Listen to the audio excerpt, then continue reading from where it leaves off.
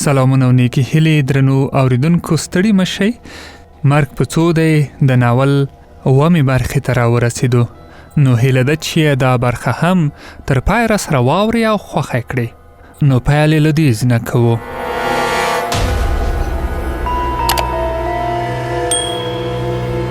دوشنبه د پیوزانو د راتګ ورځ وه.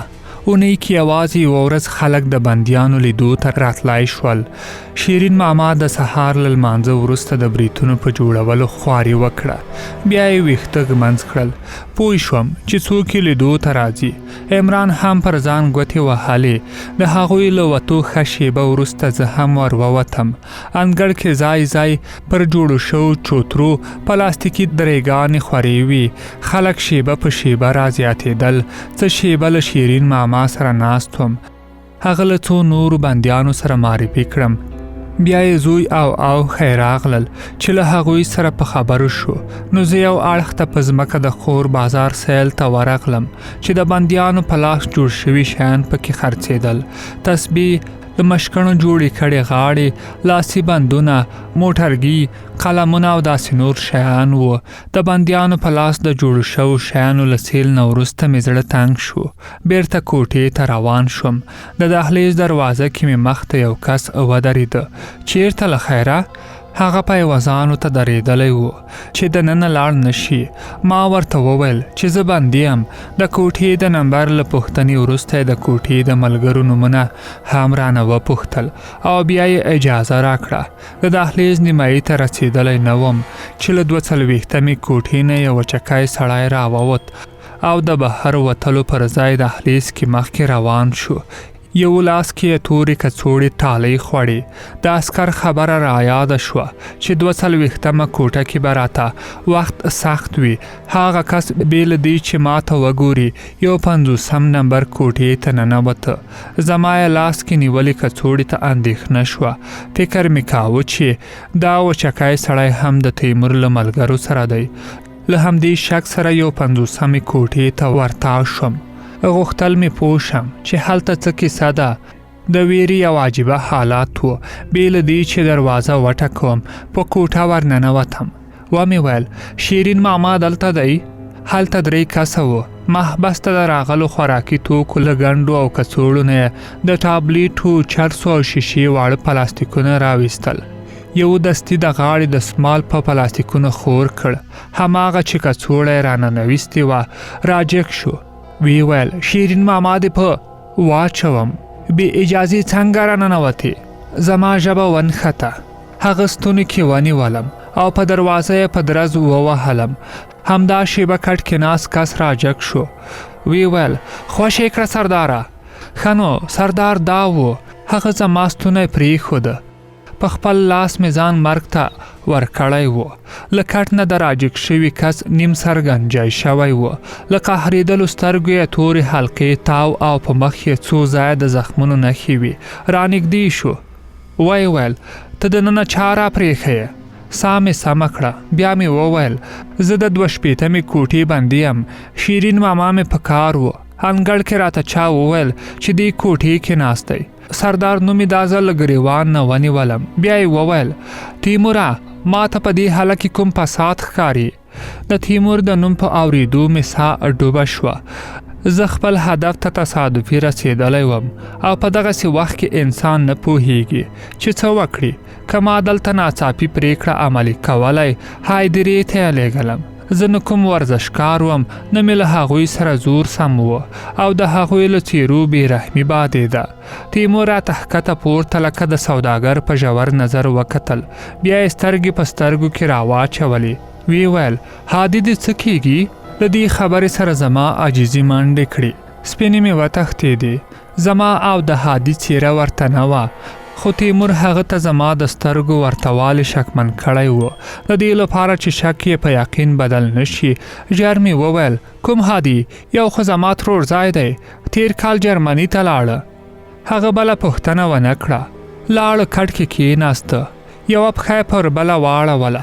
دریم ګیرر خیلی پوچ سترګې لاس کې نیولې. 5 ټاکه چاقو په تشه راکېښوده. وځه او دا پیښه دې له ذهنه وباسه. ګنې په خپل کټ کې د مرۍ درغوڅوم.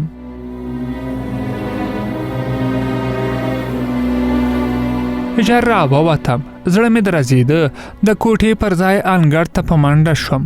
له ویرې سره مې مل دا خوښي هم حس کوله چې ما تیمور پیژندلی و او نور پوه شوی وم چې زه چا پسې راغلی یم. ماښام چې کوټه کې ناست و، هغوی درې واړه ځکه خوشحاله و چې د کورنۍ له غړو سره لیدل شوي و. شیرین ماما را مخ کړ. کامرانه، ستا لیدو ته څوک نه و راغلی؟ ما له دې پوښتنې سره د مخ کېدو په اړه فکر نه و کړی. طارق له کټ نه راغږ کړ. وی ویل شیرین ماما، د خو تر اوسه د ځان په اړه هیڅ نه دی ویلي چې څوک لري که نه. سیګرټ مې بل کړ. و مې ویل کورنۍ مې خبره هم نه ده چې زه بندي شوی یم.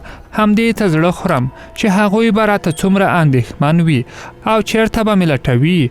طارق اوږده ساه واخیسته. زه هم چې بندي شوی وم، کورنۍ مې نه وه خبره. زنګ ووهه او خبر یې کړه. و مې ویل یو ورور مې ترکیه کې مسافر ده، دوی خویندې او مور مې له ماما کره اوسي، نمبر یې هم نه لرم.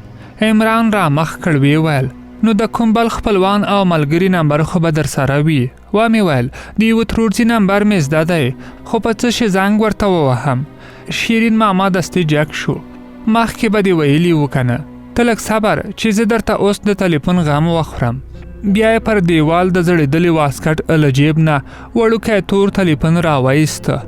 وی ویل ماښام مې له پاچا نه راوړی. زوی مې راته وویل چې واده شوې لور مې سخته ناروغه ده. ما ویل پوښتنه به یې وکړم. بیا یې تلیفون ما ته ونیوه. واخله، اول دې ته کور ته خبر ورکړه. تلیفون مې ترې واخیسته. د قاسم شمیره مې ووهله. دویم ځن کې یې اوچت کړ چې څنګه یې سلام وکړ. ما ژر وویل ترورځایه ښه یې؟ کامران یمه. هغه وخندل. دا چیرته ورک یې والکه؟ د چا له نمبر نه دې زنګ راوهلی؟ موږ درپسې ټول ځایونه وکتل. هغه ته مې لنډ وویل چې بندي شوی یم او مور او خویندې مې خبر کړه. ډایل کړې شمیره مې ډیلیټ کړه او تلیفون مې بیرته شیرین ماما ته وسپاره. نور خپل ځای کې وغځېدم. تر ډیره وخته د نننۍ پیښې تیمور د هغه د کسانو او کارونو په اړه فکرونو کې ورک وم او بیا مې سترګې پټې شوې وې. زما د کار لومړی برخه خلاصه شوې وه. هغه خلک چې زه ورپسې راغلی وم اوس مې پیژندل، خو د کار دویمه برخه سخته وه چې د هغوی ختمول و. نه پوهېدم چې څنګه او له کوم ځای نه شروع وکړم. څه فلم نه و چې چاقو مې راخیستی وی او په تیمور مې حمله کړې وای. په داسې خام کار خو ما خپل ژوند له خطر سره مخ کاوه او دا لوبه په ناکامۍ پای ته رسېده. ورځې اوښتې او زما اندېښنه زیاتېده. د مخکې تګ لپاره مې هیڅ لاره نه شوه پیدا کولی. یو ماښام عمران د ګاونډیانو له کوټې نه منقل او دیګ راوړ. غوښتل یې خپله دیګ وکړي. شیرین ماما او طارق یې د اشپزۍ صفتونه کول. د هغوی ټوکو او کیسو ته غوږ وم چې دهلیز کې چغې شوې. موږ ټول یوه شیبه غلي او حیران شو چې څه خبره ده. طارق وویل د بلال غږ دی. ما بلال نه پیژنده چې څوک دی. شیرین ماما نسوار واچول. بیا یې وویل لکه چې چا سره جنگ دی. طارق ځواب ورکړ سردار او ملګرو یې رانیولی. ما ژر وویل ولې؟ څه ګناه یې کړې؟ د طارق پر ځای عمران لګیا شو. دا ګناه یې کړې چې له تیمور نه یې ځان قرضداری کړی. زه خو درته هسې نه وایم چې قرض در باندې نه وي، پاچا به یې پاچا. شیرین ماما دیګ په منقل کې ایښوده. د خوار 3 ورځې خلاصېدو ته پاتې دي، خو چې پور خلاص نه کړي څنګه به وځي؟ زما لا هم سر نه و خلاص شوی. و مې ویل نو خلک ولې دومره پور کوي چې بیا یې خلاصولی نه شي؟ طارق چې بالښت ته ډډه وهلې وه رانیغ شو. ویې ویل نیمایي محبس همداسې اوس د تیمور پوروړی دی او د ټابلیټو چرسو او شیشې والا خو یې دومره پوروړي کړي چې د بلال غوندې یو هم نشي خلاصولی. لږ شیبه حیران وم. بیا مې وپوښتل نو دا نور بندیان ولې له تیمور نه شکایت نه کوي؟ په دې خبره کې طارق په کړس کړس وخندل. بیا یې وویل ما خو درته په اوله شپه ویلي وو چې ستا عمر لا خام دی او د پیسو زور دې نه دی لیدلی. شکایت چاته کوي؟ د تیمور په ګټه عسکرو ته هم برخه رسي او د محبس مدیر ته هم. ما بله پوښتنه ونه کړه. د بلال په اړه مې فکرونه شروع کړل. باید په دې پوه شوی وای چې تیمور له هغه نه څه غواړي، ځکه دا خو ښکاره شوه چې پور یې خلاصولی نه شي.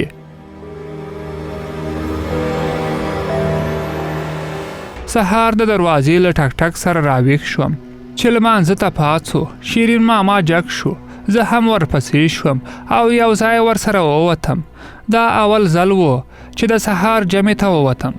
د پیپلو ونو کې د مرغانو شور په زیاتېدو و. له اوبو ډکې لوټې ایښې وې. څوک یو ځای، څوک بل ځای اودسونو ته ناست ول. د دویم کتار کې مې ځای پیدا کړ چې چپ اړخ ته مې سلام وګرځاوه. نو په دریم کس مې سترګې ولګېدې چې یوه سترګه یې شنه شوې او ډډه ولاړه وه. خلک په دعا شول خو ما هغه ته کتل. دواړه لاسونه یې دعا ته لپه کړي وو. سترګې یې پټې او شونډې یې رپېدې. د مخ پوستکی یې زیړ او له وخته مخکې غونجې شوی و. داسې ښکارېده چې خپله بلال دی. زما او د بلال ترمنځ ناست کسان د دعا له ختمېدو مخکې جګ شول. زه په کراره ورلنډ شوم. لا هم په دعا و. له دعا یې ښکارېده چې لویه ستونزه کې بند دی. غوږ ته مې سر ورکوږ کړ. دعا دې قبوله شوه.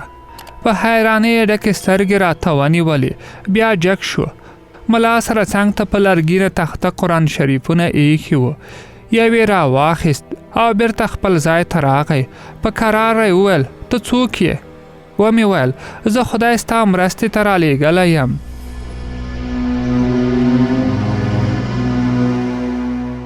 درنو اوریدونکو، ومه برخه به په همدې ځای پای ته ورسوو.